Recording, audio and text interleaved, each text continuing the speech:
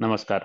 या सेशनमध्ये आपण डेटा टाइप्स बद्दल जाणून घेणार आहोत. बेसिक गोष्टी आहे, परंतु ह्या गोष्टी आपल्याला जेव्हा आपण डेटा अनालिसिस करतो किंवा ॲज अ डेटा अनालिस्ट म्हणून काम करावं लागतं, तेव्हा आपल्याला वेगवेगळे डेटा टाइप्स माहिती पाहिजे. जसे की आपण SQL मध्ये किंवा पॉवर BI मध्ये बघितले की वेगवेगळे डेटा टाइप होते. आता जेव्हा डेटा येतो तेव्हा वेगवेगळ्या फॉर्मॅटमध्ये येतो. अ, तो मग व्यवस्थित त्या पर्टिक्युलर टाईपमध्ये सेव्ह झाला पाहिजे. मग त्यासाठी पायथॉनमध्ये कोणते कोणते डेटा टाइप्स आहेत ते आपल्याला बघणं गरजेचं आहे. आणि त्यानुसार आपण मग पुढे काही ऑपरेशन्स त्याच्यावर परफॉर्म करू शकतो किंवा काय अनालिसिस परफॉर्म करायचं असेल तर ते करू शकतो. तर त्यासाठी आपल्याला हे डेटा टाइप्स माहिती असणं गरजेचं आहे. मग यात आपण व्हेरिएबल्स काय, त्यानंतर number, string, tuples, sets, dictionaries आणि फाईल्स ह्या सर्व गोष्टी बघणार आहोत. बेसिक गोष्टी आहे, परंतु समजून घ्या जेणेकरून याचा आपल्याला पुढे फायदा होईल. आता व्हेरिएबल्स म्हणजे काय ना, की कधी पण आपल्याला काही डेटा आपल्याला एखाद्या ऑब्जेक्टमध्ये स्टोअर करायचं असेल तर ते त्या ठिकाणी आपण व्हेरिएबल्स म्हणू शकतो की it represent our input data. तर त्यात एक्स इज इक्वल टू 5 आणि एक्स प्रिंट केला तर 5, म्हणजे इथं 5 ही व्हॅल्यू आपण ह्या एक्स व्हेरिएबलला असाइन केली. म्हणजे जे असाइन करू त्यानुसार होईल. म्हणजे वाय, आता इथं नंबर असाइन केला, जर मी इथं टेक्स्ट किंवा स्ट्रिंग व्हॅल्यू असाइन केली, सपोज ABC, तर ते as a string data type होऊन जाईल. म्हणजे याच्यात असं नाही की आपण पर्टिक्युलर डेटा टाइप डिक्लेअरच करावा लागतो. म्हणजे C++ मध्ये किंवा सी मध्ये तुम्ही बघितलं असेल तर तुम्हाला जर स्ट्रिंग व्हेरिएबलमध्ये इंटिजर व्हॅल्यू स्टोअर करायची असेल तर तुम्हाला आय एन टी व्हेरिएबलचं नाव असं काहीतरी डिक्लेअर करावं लागतं अगोदर. यात तसं काही नाही, डिक्लेअर करायची गरज नाही. आपण डायरेक्टली एखादं व्हेरिएबलचं नाव घेऊ शकतो आणि जसा डेटा असेल तो स्टोअर होईल. म्हणजे तेवढं फ्लेक्झिबल आहे पायथॉन. जो डेटा असेल, म्हणजे मी नंबर असाइन केला तर नंबर डेटा टाइप होऊन जाईल, जर स्ट्रिंग असाइन केला तर स्ट्रिंग असाइन होऊन जाईल. तर मग यावर आपण वेगवेगळे ऑपरेशन्स करू शकतो. व्हेरिएबल भरपूर ठिकाणी भरपूर वेळेस आपल्याला यूज करावं लागतात आपण जेव्हा पायथॉन मध्ये प्रोग्रामिंग करतो तेव्हा. आता डेटा टाइप्स आपण बघूया की नंबर्स. आता नंबर्स पहिला डेटा टाइप आहे. आता नॉर्मल जे नंबर्स असतात की पॉझिटिव्ह, निगेटिव्ह, इंटिजर्स असतात, त्याला आपण नंबर्स म्हणू शकतो. इथे दोन एक्झाम्पल दिले, फ्लोटिंग पॉईंट नंबर्स वगैरे आणि इंटिजर्स. जिथे की आपण फ्लोटिंग पॉईंट माहिती तुम्हाला जे डेसिमल नंबर्स असतात ते फ्लोटिंग पॉईंट नंबर्स म्हणून येतात, आणि जे पॉझिटिव्ह किंवा निगेटिव्ह नंबर्स असतात नॉर्मल विदाउट डेसिमल पॉईंट्स ते आपले इंटिजर मध्ये येतील. मग त्यासाठी आपण कसं करू शकतो, नॉर्मली आपण 1+1 केलं तर त्याचं आउटपुट लगेच 2 इथे दिसेल डिस्प्ले होईल. म्हणजे ऑटोमॅटिक ते कन्सिडर करतं की हे नंबर फॉर्मॅटमध्ये आहे. किंवा एखाद्या व्हेरिएबलमध्ये जसं की A=1+1 केला आणि त्याला प्रिंट केलं तर त्याचा रिझल्ट असा येईल. तर अशा पद्धतीने करू शकतो. किंवा आता फ्लोटिंग पॉईंट नंबर जर म्हटलं, आता मी या व्हेरिएबलमध्ये ही 10,000 व्हॅल्यू स्टोअर केली, त्यानंतर हे टॅक्स रेटमध्ये ही डेसिमल पॉईंट किंवा फ्लोटिंग पॉईंट नंबर म्हणू शकतो आपण, आणि त्याच्यानंतर काय ऑपरेशन्स केले तर त्याचा रिझल्ट खाली डिस्प्ले होईल. म्हणजे अशा पद्धतीने आपण नॉर्मल इंटिजर आणि डेसिमल इंटिजर कोणत्याही व्हेरिएबल असाइन करू शकतो आणि त्यानुसार आपण हे डेटा टाइप यूज करू शकतो. त्यानंतर स्ट्रिंग मोस्ट कॉमन आहे. स्ट्रिंग म्हणजे काय की it is use to in Python to record the text information such as names. म्हणजे काही पण गरज पडली आपल्याला की आता काही नाव आहे, काही जेव्हा आपण डेटा कोड कोणत्या तरी बिझनेस सोर्स कडनं येतो तर त्यावेळेस आपल्याला काही डेटा आपल्याला टेक्स्ट फॉर्मॅटमध्ये असतो, तो व्यवस्थित पर्टिक्युलर व्हेरिएबलमध्ये स्टोअर करणे किंवा पायथॉनमध्ये त्याचं स्टोअर करून त्याच्यावर वेगवेगळे ऑपरेशन्स परफॉर्म करू शकतो. त्यासाठी आपण स्ट्रिंग डेटा टाइप यूज करू शकतो. आता इथं मी सिंगल कोटमध्ये पण देऊ शकतो. आता इथं मी म्हटलंय राम राम, त्यानंतर राम राम मंडळी, असं तीन अक्षर आहे जे सेपरेट सेपरेट लिहू शकतो. म्हणजे पूर्ण वाक्य पण लिहू शकतो. असं इथे एक वाक्य लिहिलेलं आहे मी, सिंगल कोटमध्ये दिलेलं आहे, डबल कोटमध्ये दिलं तरी चालतं. आता इथं मी जे एक्झाम्पल दिलंय, इथं पूर्ण वाक्य आहे, त्यात डबल कोट्स आहे. तर ते जरी केलं तरी ते ऍक्सेप्टेबल आहे पायथॉनमध्ये. मग काय ते एरर देत नाही. आता दुसरं एक्झाम्पल काय, आता हे थोडं मी इंग्लिशमध्ये मराठी लिहिले, परंतु मी जर आता मराठीच लिहिलं, इथं प्रिंट केलं राम राम, प्रिंट राम राम मंडळी असं दोन केलं. आता याच्यात अजून एक आहे की आता आपल्याला एखाद्या लाईनमध्ये पुढची लाईन द्यायची तर /n यूज केला जातो.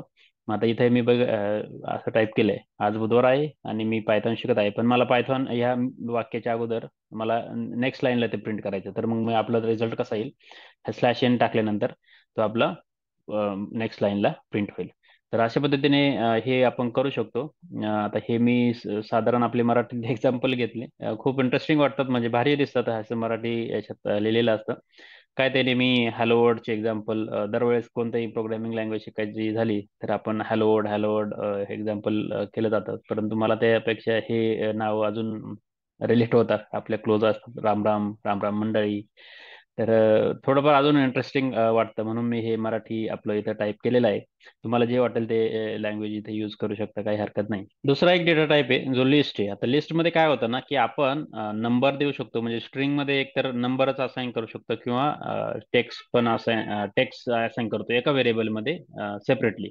परंतु याच्यात काय होतं ना, की आता हे बघा 1 2 3 माय लिस्ट. आता याच्यात मी अजून एक कॉम्बिनेशन देऊ शकतो, म्हणजे स्ट्रिंग पण टाकू शकतो आणि नंबर पण टाकू शकतो, फ्लोटिंग पॉईंट नंबर पण टाकू शकतो, कोणते पण टाकू शकतो, सिंगल वर्ड डबल वर्ड असे.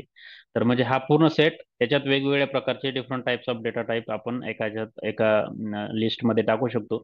त्यासाठी हा लिस्ट डेटा टाइप आहे जो स्क्वेअर ब्रॅकेटमध्ये असतो. याच्यात एकतर नंबर देऊ शकतो, फक्त स्ट्रिंग पण देऊ शकतो, किंवा combination of number and string, number of floating number, असे वेगवेगळे आपण कॉम्बिनेशन देऊ शकतो. आणि अशी जेव्हा गरज असते बिझनेसमध्ये, जेव्हा डाटा येतो तेव्हा एकाच टाईपमध्ये येऊ शकत नाही, तर तो कॉम्बिनेशन मध्ये येऊ शकतो, त्यावेळेस आपण हे लिस्ट यूज करू शकतो.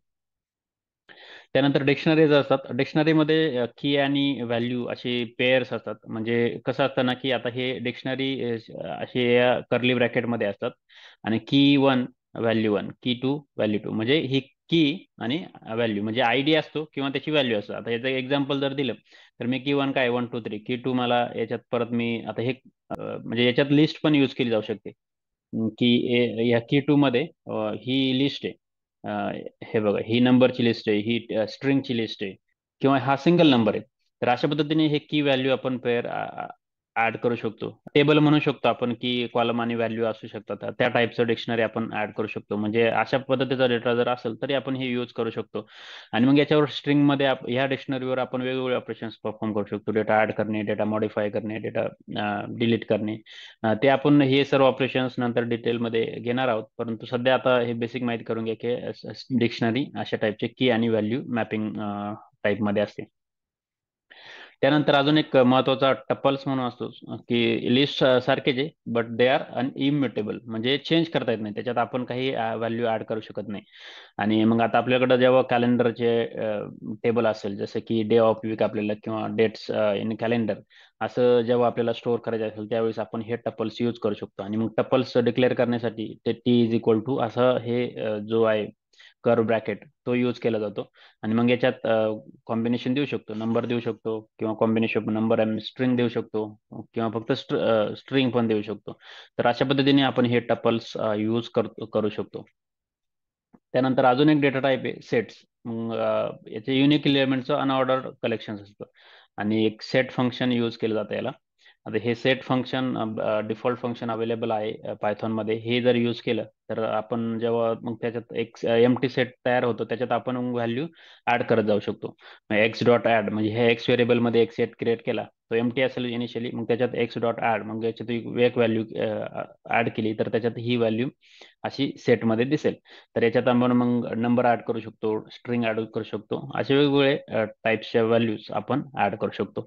तर अशा पद्धतीने हे सेट्सचे एक्झाम्पल्स आहेत.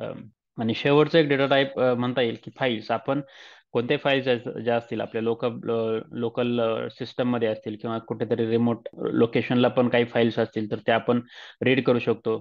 त्यात काही राईट करायचं असेल तर ते पण करू शकतो. आणि यासाठी आपण एक ओपन म्हणून फंक्शन आहे. आता हे text.txt म्हणून मी माझ्या ज्या लोकल फोल्डरमध्ये असेल तेच फोल्डरमध्ये जर मी ही रन केली तर चालेल. परंतु माझ्याकडे जर दुसरं फोल्डर असेल तर मग मला तो पूर्ण पाथ द्यावा लागेल इथे. तर त्यासाठी आपण हे text.txt असं देऊ शकतो. आणि मग याच्यात आपण वेगवेगळे ऑपरेशन्स करू शकतो. फाईलचं आपण सेपरेट सेक्शन घेणार आहोत, त्यात आपण वेगवेगळे ऑपरेशन्स परफॉर्म करू शकतो. परंतु हे सर्व डेटा टाइप्स आहे जे तुम्ही माहिती करून घ्या.